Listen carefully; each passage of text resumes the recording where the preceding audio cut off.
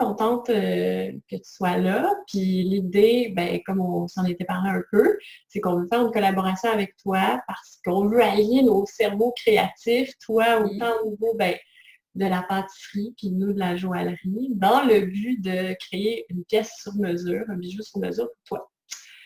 Fait que là, la première question, c'est simple, ben, c'était vraiment lié à est-ce que ces temps-ci, il y a des choses particulièrement qui t'inspirent par rapport au domaine de la pâtisserie ou du sirop d'érable ou de la bouffe en général? C'est quelque chose qui m'inspire. Tout m'inspire vraiment. C'est sûr que ça tourne beaucoup autour de l'érable. C'est toujours ça mes pâtisseries, là. Mais là, l'été s'en vient, fait que là, tu sais, c'est les fruits qui vont arriver. Puis ça, c'est vraiment intéressant à travailler. La crème glacée, la rhubarbe, les cerises, les fraises, ça s'en vient. On a vraiment le goût de ça rendu au printemps, là. Fait qu'à ce temps-ci de l'année, c'est plus ça qui me motive à faire de la pâtisserie. Tu disais le sirop d'érable, parce que je sais, tu es une pro du sirop d'érable. Tu l'utilises sous toutes ses facettes, ses formes, ses textures. Le sirop non plus. Oui, non, c'est ça, mais est-ce qu'il y a comme un état du sirop d'érable que tu préfères qu'un autre ou c'est comme c'est l'idée que sa versatilité qui te fait triper ou tu sais, Ben, le sucre d'érable, je trouve ça comme bien trippant.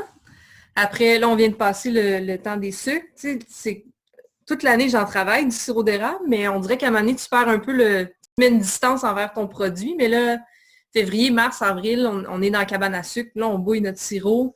Puis on est vraiment au cœur du processus. Tu sais. Fait que là, je retrouve un petit peu la base du produit. Là. Tu sais, vraiment le sirop d'érable chaud qui sort de l'évaporateur, la vapeur qui sent sucré. On goûte au sirop chaud. Tu sais, on mange de la tire d'érable. C'est quelque chose que je me fais jamais le reste de l'année. Là. Mais on dirait qu'à ce temps-ci de l'année, j'ai comme vraiment plus le goût de manger sucré puis manger quelque chose avec du sirop d'érable pur. Là, tu sais. wow, mais est-ce que tu as un dessert favori ou pour toi c'est trop de choisir? Ben, j'en ai plein. C'est comme ça dépend des moments dans l'année, mais c'est sûr que les desserts les plus simples ou avec de la crème, c'est sûr que je préfère. Mettons les crèmes brûlées. C'est une bonne crème brûlée, là. Je serais contente de vivre avec ça. C'est comme tout ce qui est trop travaillé, on dirait, trop élaboré, on perd le plaisir de le manger. Fait que tous les desserts qui ramènent un petit peu à l'enfance, tu sais, ça peut être niaiseux comme des fraises pendant l'été qui sortent du champ, sont tièdes, puis tu fais juste les manger avec un peu de crème. C'est ça le meilleur dessert. Tu sais, au final, ça sera pas la mousse aux fraises super élaborée. Fait que, tu sais, ça reste des classiques. Moi, c'est comme les choux à la crème, la crème brûlée, la crème caramel, la mousse au chocolat, un gâteau au chocolat. Tu sais, c'est con, là. Non, c'est pas con. C'est Ça, basique, mais c'est ça que j'aime manger. c'est la Un base. biscuit. Les biscuits, j'aime ça. Avec un verre de lait. C'est bien simple, finalement.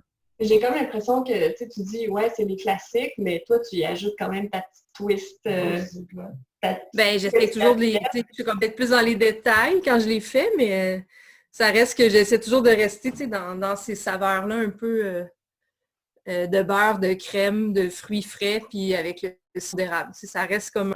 Des fois, quand il y a trop de flafla, on finit par se perdre, puis à juste démontrer une capacité technique, mais ça n'a pas nécessairement un avantage au goût ou à l'émotion. Ben, au niveau du plaisir, je pense que c'est ça. Tu sais, je l'ai vu dans la restauration, les gens, quand ils mangent leur dessert, puis quand ils choisissent un dessert sur un menu, puis souvent, c'est pour se faire plaisir. Fait que tu vas vraiment aller vers des choses qui te rappellent ton enfance ou que tu connais, que tu sais que tu vas aimer, puis tu vas être dans le confort, tu sais, puis ça va vraiment être une expérience de plaisir quand tu manges un dessert. Fait que pour moi, c'est la même chose. J'ai vraiment du plaisir à manger des trucs simples.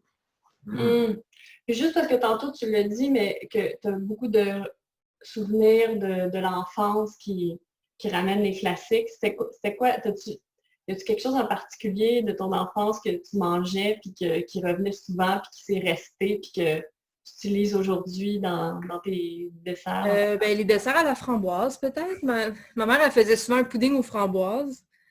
C'est un dessert qui est laid, là, tu sais, c'est des framboises avec du sucre, puis il y a une pâte à pudding par-dessus, là, une pâte à gâteau blanc Ben, Cuit au four, mais ça sent, tu sais, les framboises qui cuisent, là, ça sent tellement bon.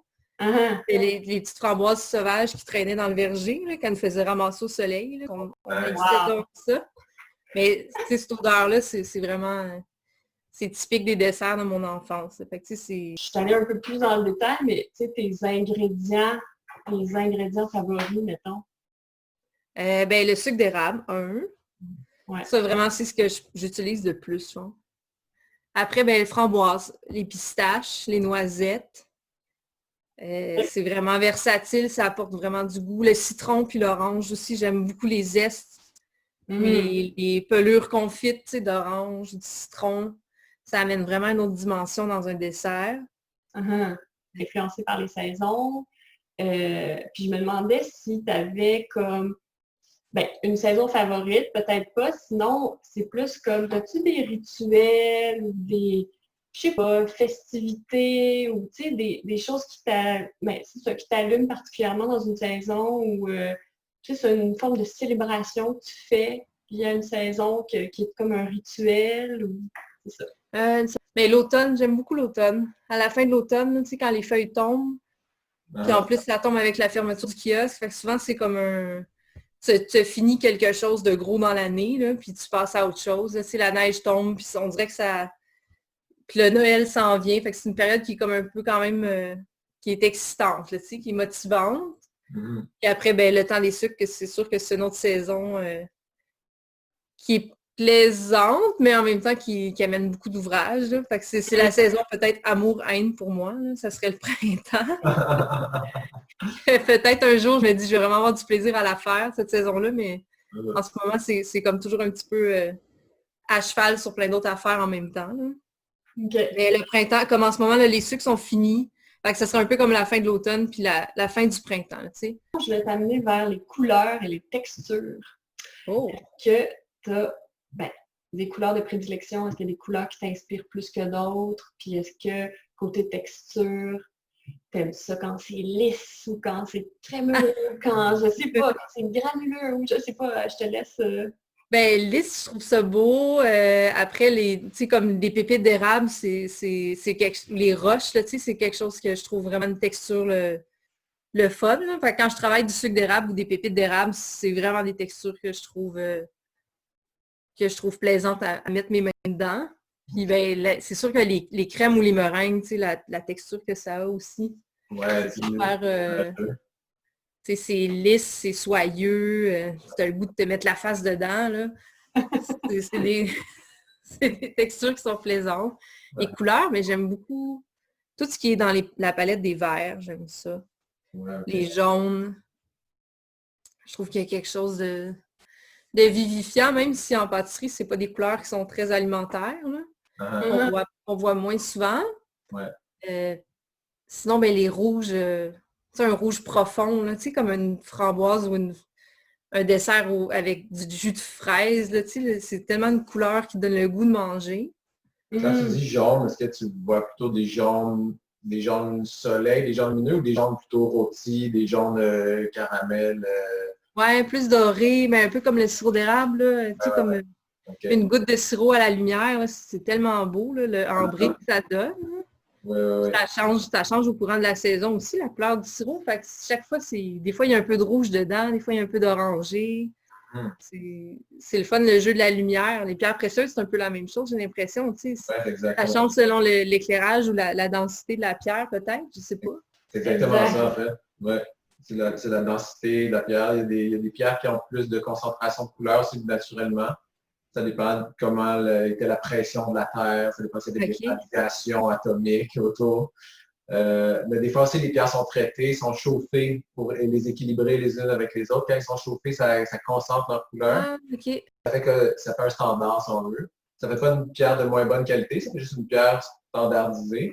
Mais des fois, nous, on arrive à avoir des lots de pierres non chauffées, des pierres vraiment naturelles. Puis c'est là où on préfère les non chauffées parce que c'est là où la pierre s'exprime au complet avec ses différents. Ben oui, c'est son unicité, là.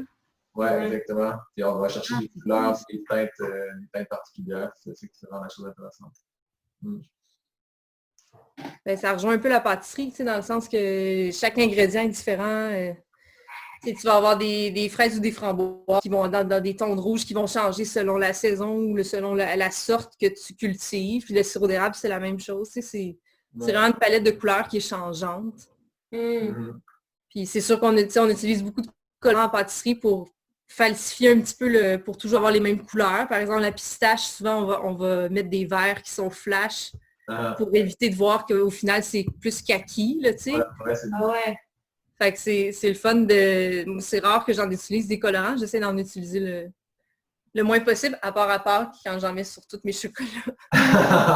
Mais c'est le seul moment, tu sais, je ne truque pas mes couleurs. Fait que c'est un peu comme vous autres. J'essaie de rester au naturel, montrer la vraie couleur des choses. Penser à tes desserts quand c'est l'été à ton... J'ai l'impression d'avoir été utile à quelque chose. Ici, la question, c'est parce qu'on a de l'inspiration pour peut-être développer une collection qui s'appelle Chasseur-Cueilleur. Puis je me demandais si c'était plus du type chasseur ou cueilleuse. Sûrement cueilleuse. Je suis vraiment une ramasseuse de toutes sortes d'affaires. Dans la forêt, puis sur une plage. Mais chasseur, j'aime beaucoup manger la viande de chasse. Puis je suis vraiment... mais j'ai jamais chassé. Tu sais, je sais pas... j'ai beaucoup d'amis chasseurs, j'ai beaucoup de contacts dans ma vie qui font de la chasse. Puis à chaque fois qu'ils m'en parlent, c'est comme... c'est des grands moments, puis c'est beaucoup plus profond qu'on a l'impression que c'est. OK. Puis tu sais, en joaillerie, on pense souvent, il y a comme un aspect magique. L'amulette, il y a comme un sens profond qu'on peut donner. Comme un oui, à chaque pierre. C'est un symbole fort, puis il y a des trucs comme ça qu'on peut projeter dans l'objet. Ben, je me demandais juste, toi, est-ce qu'il y a un aspect magique auquel on ne pense pas sûrement en pâtisserie? Il y a comme une forme de magie aussi qui s'opère. Je me demandais juste, où est-ce qu'il y a de la magie dans ton domaine? La plus grande magie de la pâtisserie, c'est de faire revivre des émotions à des gens, que ce soit des émotions qu'ils ont vécues dans l'enfance ou des saveurs qu'ils ont goûtées ou des odeurs. Ça, c'est vraiment puissant, je pense. Ça, il y a des au restaurant que j'ai eu que c'était magique, justement, tu sais. Fait que c'est vraiment l'émotion que ça donne, que ça l'apporte, en fait. C'est pas juste de la nourriture, au final, qu'on mange, là, tu sais. Ouais.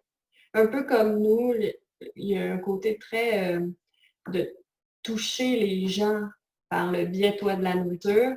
Nous, c'est par le biais d'une pièce qui est tellement personnalisée, qui un peu vient chercher les mêmes choses que tu viens de dire, des émotions, des souvenirs ou des fois des moments importants dans la vie de quelqu'un. Puis on dirait que nous, c'est pas rare que quand on termine un projet, les gens ont la larme à l'œil, parce que ça vient tellement les toucher. Fait que je comprends tout à fait ce que tu dis. Oui. Moi, c'est éphémère, ces émotions-là, mais un bijou, ça peut se transmettre de mère en fille. Il y a une partie de soi un peu qui est là-dedans, j'ai l'impression. Quand tu gardes un bijou qui vient de ta grand-mère ou de ta mère, il y a quelque chose de vraiment significatif là-dedans. Qui est au-delà de la valeur de la pierre ou du bijou en tant que tel. C'est plus que monétaire. Exact. C'est vraiment une émotion que tu achètes aussi, je pense. Ça rejoint la pâtisserie un peu dans ce sens-là pour moi. Oui, tout à fait. Puis nous autres, c'est pas rare, on aime beaucoup la bouffe, puis c'est pas rare qu'on s'émeut à manger quelque chose, qu'on est juste comme « Wow, incroyable! » C'est comme...